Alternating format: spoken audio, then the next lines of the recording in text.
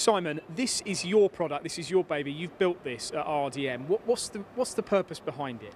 Yeah, so this is a last mile transport solution. So the idea of this vehicle is there will be a fleet of these vehicles in the town or city where they're operating.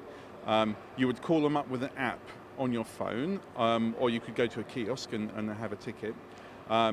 It will come to you without anybody in it. You'll get in it, it'll give you a passcode to open the door, you'll get in it and it'll take you to where you've already told it, where you wanted to go from the app. So what's the benefit to society, let's say? Okay, so the idea is that you'd have a fleet of these vehicles that would be running around, and rather than having everyone having their own personal car and then using it for 5% of the time and parking it for 95% of the time, the idea of these vehicles is that they're very heavily utilised and they're on-demand service. So you can move people around in your city. These are obviously electric, zero emissions at point of use, and they will take quite a number of people. This particular one is a 4-seater one. We also do an 8-seater one, and even bigger than that. And they run on the pedestrian precinct areas. So you get in it at the park and ride, and you can drive with it all the way down to the local shops in the middle of the city centre. There's even some plans to drive through some of the shopping malls in city centres. So unlike a taxi, it doesn't talk to you on the way? Well, of course you can interact with it. It has a VR system, virtual reality system in this particular one. But have you designed, you've manufactured, you've done everything? This is solely RDM's product? Yeah, so we're a little Coventry-based company. We're the same company that did the Lutz Pathfinder vehicles for the Transport Systems Catapult, which is a project that's running in Milton Keynes. So we had a head start because the Transport Systems Catapult nominated us. It was an open engineering bid competition. We won that bid and engineered those vehicles, 3 of them, for the Transport Systems Catapult. With the learning that we had from doing that project and with the growing market that is appearing, we thought, hey, we can do this. We can build a slightly bigger one, so a 4-seater one rather than the 2-seater we built before. We can take some learning and some experiences, and we can go ahead, and we have all the different facets you need to build an autonomous vehicle. So we have the engineering of the mechanical vehicle. This vehicle isn't based off some other vehicle. It's completely from the ground up designed for this purpose. We have all the computing technology. We have the control systems. We have the ability to safety engineering. So we've used people like Myra to do a safety analysis of this vehicle and the system.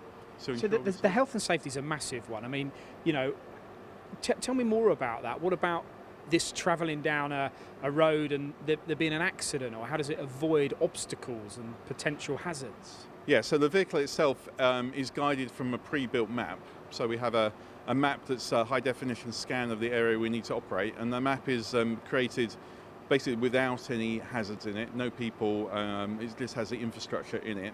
And then on the pod system itself, we have laser scanners, stereo cameras, ultrasonic sensors, and we also have a safety driver who's remotely outside the vehicle, so basically video surveillance of the system.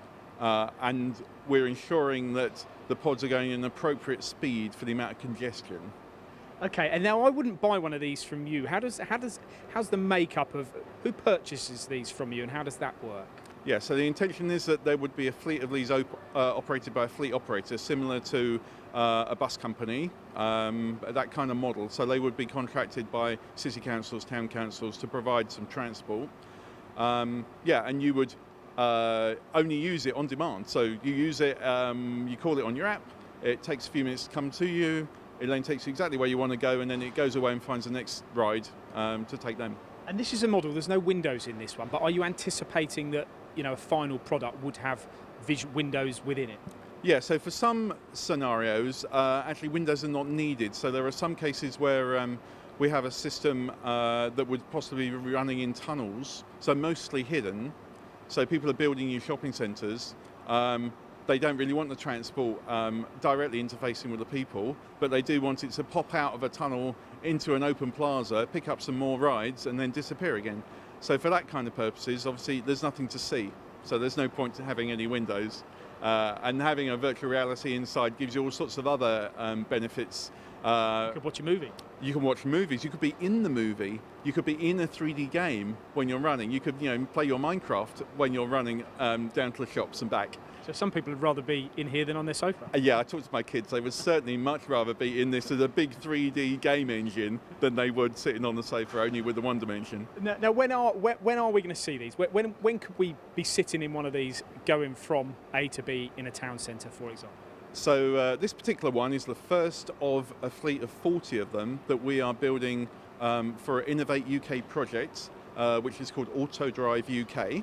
And Autodrive UK is putting a fleet of 40 of these to Milton Keynes by the end of 2018. So residents of MK, watch out. Exciting times for everybody.